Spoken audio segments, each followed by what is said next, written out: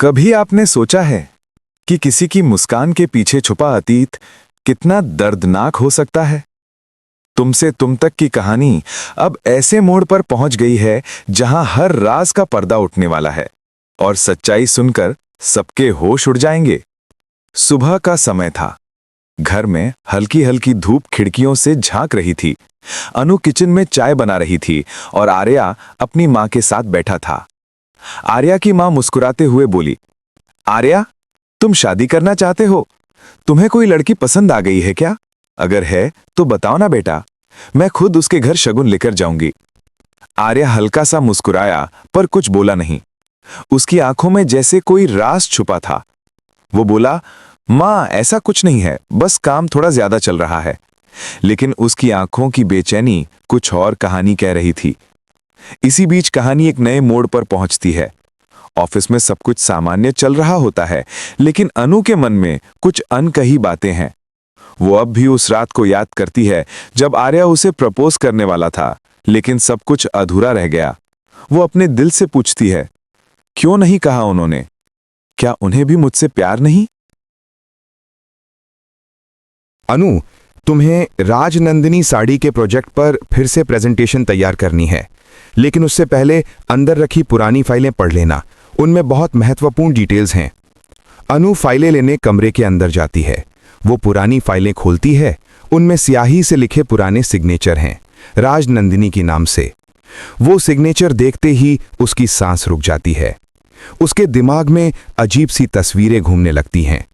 वो देखती है कि एक मंडप सजा हुआ है। लाल साड़ी में एक दुल्हन है। लोग खुश हैं। फिर अचानक आग की लपटें उठती हैं और वही दुल्हन चीखती है। अनु घबरा जाती है। फाइल नीचे गिर जाती है। वो दीवार का सहारा लेकर बैठ जाती है। उसका दिल बहुत तेज धड़क रहा होता है। वो सोचती है, मैंने ये सब पहले भी देखा है, लेकिन कब? उधर घर में आर्या की मां अब भी बेटे के चेहरे पर बदलता रंग देख रही हैं। वो फिर पूछती हैं, आर्या, तुम किसी को पसंद करते हो ना? मुझे लगता है वो अनु है ना? आर्या की आंखें चौड़ी हो जाती हैं। वो हैरान होकर मां को देखता है। मां, आपको कैसे पता? मां मुस्कुराती हैं। बेटा, मां के दिल से कुछ नहीं छुपता। आर्या कुछ बोलना चाहता है, लेकिन उसकी जबान रुक जाती है। वो अपने मन में सोचता है कि काश मां समझ पाती कि इस प्यार के पीछे कितना बड़ा सच छुपा है। इसी बीच अनु के पिता उसे बुलाते हैं और प्यार से कहते हैं, बेटा, तुम्हें हंसते नहीं देखा आजकल, क्या हुआ?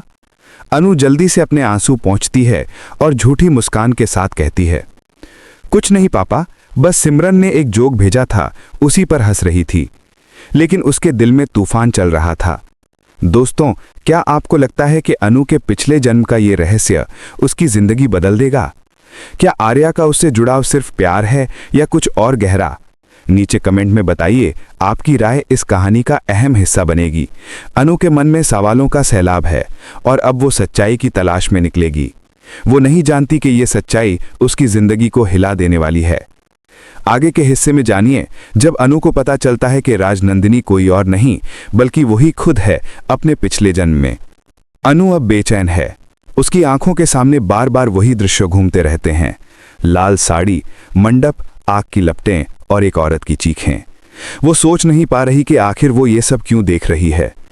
क्या मैंने ये सपना देखा था या ये किसी और जिंदगी की याद है? वो खुद से सवाल पूछती है, लेकिन जवाब कहीं से नहीं मिलता। वो ऑफिस से जल्दी निकल जाती है। रास्ते में चलते चलते उसके मन में बार बार वही नाम गूंजता है, राजनंदिनी। कौन थी वो और क्यों उसकी यादें उसे परेशान कर रही हैं? घर पहुंचकर वो अपने कमरे में जाती है और अपने पुराने नोट्स, डायरी और फोटो देखती है। उसे कुछ अजीब सा महसूस होता है। कभी कभी उसे लगता है कि कोई अदृश्य शक्ति उसके आसपास है जो उसे पुकार रही है। वो धीरे से बड़बड़ाती है, राजनंदिनी, क्या तुम मैं ही हो? इतने में खिड़की से आती हवा उसके बालों को उड़ा देती है। वो डर से कांप जाती है और खिड़की बंद कर देती है। दूसरी तरफ आर्या अपने ऑफिस में देर रात तक बैठा है। वो राजनंदिनी साड़ी की पुरानी फाइलें देख रहा है। उसके चेहरे पर गहरी सोच है। वो उन दस्तावेजों को देखता है और खुद से कहता है, मैं ये बात कब तक छुपा पाऊंगा? अगर अनु को सब पता चल गया तो वो मुझसे नफरत करेगी। उसी वक्त उसकी माँ का फोन आता है। वो कहती हैं, बेटा अनु कैसी है? मुझे लगता है तुम दोनों के बीच कुछ खास रिश्ता है। आर्या कुछ नहीं कहता, बस इतना बोलता है, माँ कुछ बातें ऐसी होती हैं जो कहना आसान नहीं होता। फोन रखने के बाद उसकी आंखों में पुराने दिन तैरने लगते हैं। राजनंदिनी का चेहरा, उसकी मुस्कान और वो आखिरी रात जब सब कुछ जल गया था। दूसरे दिन ऑफिस में मीरा अनु को बुलाती है। अनु, कल तुमने वो फाइलें देखी थी ना, कैसी लगी? अनु थोड़ा हिचकिचाती है, फिर कहती है, मैम मुझे कुछ अजीब लगा, ऐसा लगा जैसे मैं उस नाम को पहले से जानती हूँ। मीरा हल्के से मुस्कुराती है, लेकिन उसकी मुस्कान के पीछे कुछ छुपा है। वो कहती है, राजनंदिनी की कहानी कोई साधारण नहीं थी, उसके साथ बहुत बड़ा हादसा हुआ था। उसी दिन उसका बिजनेस भी खत्म हो गया। अनु तुरंत पूछती है, कौन था उसके साथ उस वक्त? मीरा कहती है, कोई बहुत करीबी, शायद वही जिसने उसके साथ विश्वासघात किया। ये सुनकर अनु सन्न रह जाती है। वो ऑफिस से निकल जाती है, लेकिन उसके मन में तूफान उठ चुका है। उधर आर्या की मां मंदिर में पूजा कर रही होती हैं। वो भगवान से कहती हैं, हे प्रभु, अगर मेरे बेटे और अनु का रिश्ता किस्मत में लिखा है तो उसे पूरा कर देना, लेकिन अगर इस रिश्ते में कोई खतरा है तो उसे समय रहते रोक लेना। उसी वक्त आर्या घर आता है। मां के हाथों में दिया बुझ जाता है। वो कहती हैं, ये कैसा संकेत है? आर्या कुछ नहीं बोलता, बस कमरे में चला जाता है। वो आईने के सामने खुद से कहता है, क्यों मैं राजनंदिनी को नहीं भूल पा रहा?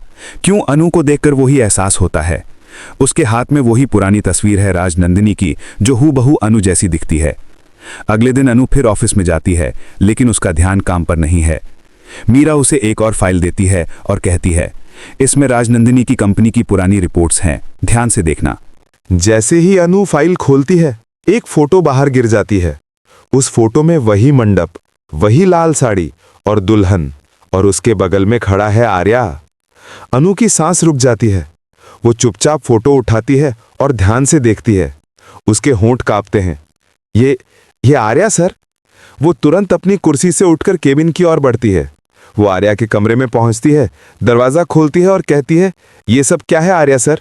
ये फोटो, इसमें आप और ये औरत कौन है? आर्या सन रह जाता है। वो जानता था कि यह दिन एक ना एक दिन आएगा। वो धीरे से बोलता है, वो औरत राजनंदिनी थी। अन्नू कहती है, और वो हूबहू मेरी तरह क्यों दिखती है? क्या आप मुझे कुछ छुपा रहे हैं? आर्या चुप रहता है। कमरे में सन्नाटा छा जाता है। सिर्फ घड़ी की टिक टिक की आवाज गूंजती है। दोस्तों, अब कहानी उस मोड़ पर आ चुकी है जहां हर सच सामने आने वाला है। आपके हिसाब से आर्या का राज क्या हो सकता है? क्या राजनंदिनी सच में अनु ही है, उसके पिछले जन्म में? अपनी सोच नीचे कमेंट में जरूर बताइए। अब कहानी एक नए मोड़ पर पहुंच चुकी थी। सरू और वेद की जिंदगी में जो तूफान आया था, उसने दोनों के रिश्ते की जड़ों को हिला दिया था। एक और वेद का गुस्सा और उसकी टूटती हुई उम्मीदें थीं, वहीं दूसरी ओर सरू का मासूम दिल था जो बस समझाए जाना चाहता था। वेद अब कमरे से बाहर निकल गया था। उसके कदम तेज थे, चेहरा लाल और आंखों में दर्द भरा था। सरू पीछे से उसे रोकने की कोशिश करती है। वेद, बस एक बार मेरी बात सुन लो, सब कुछ वैसा नहीं है जैसा तुम सोच रहे हो। लेकिन वेद ने मुड़कर भी नहीं देखा।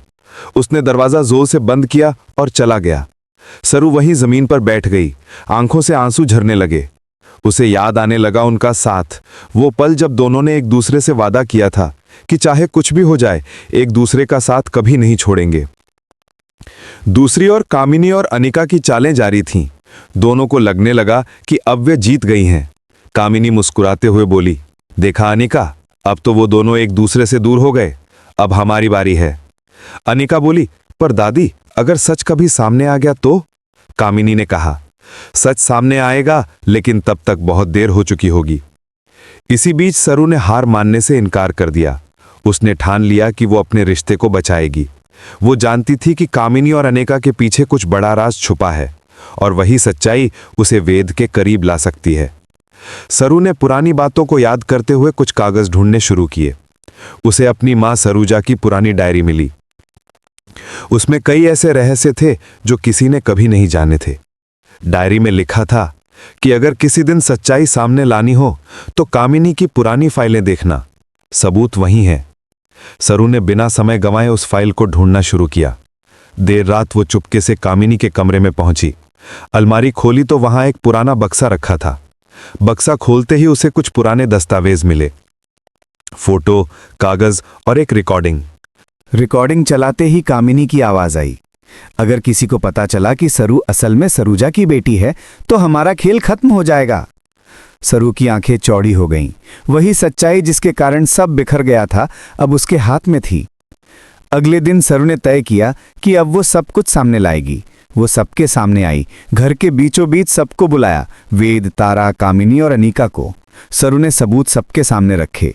ये हैं वो सच्चाइयां जो अब तक आप सबसे छुपाई गईं। कामिनी ने हमारे रिश्ते को तोड़ने की कोशिश की, लेकिन अब सच सामने है। वेद पहले तो हैरान हुआ, लेकिन जब उसने सबूत देखे तो उसका चेहरा बदल गया। वो चुपचाप सरू के पास आया और बोला, मुझे माफ कर दो सरू, मैंने तुम पर शक किया जबकि तुम्हारा दिल सच्चा था। सरू की आंखों से खुशी के आंसू बह निकले। उसने कहा, अब जब सच सामने आ गया है तो चलो सब कुछ पीछे छोड़ देते हैं। वेद ने मुस्कुराते हुए उसका हाथ थाम लिया। अब से हमें कोई अलग नहीं कर पाएगा। कामिनी और अनीका वहीं खड़ी रह गईं। उनकी सारी चालें अब बेईमानी हो चुकी थीं। तारा ने आगे बढ़कर कहा, झूठ कितना भी गहरा क्यों ना हो, सच हमेशा सामने आ ही जाता है। घर में फिर से खुशियों का माहौल लौट आया। सरू और वेद के बीच अब ना कोई शक था, ना कोई दूरी। उनके रिश्ते की बुनियाद और मजबूत हो चुकी थी। ये कहानी हमें यही सिखाती है कि झूठ और चालें कुछ समय के लिए जीत सकती हैं, लेकिन सच्चाई हमेशा अपना रास्ता बना ही लेती है। अगर आपको भी लगता है कि सच्चाई की जीत सबसे बड़ी होती है तो इस वीडियो को लाइक करें, शेयर करें और सब्सक्राइब करें ताकि ऐसी और प्रेरक कहानियां आप तक पहुंचती रहें।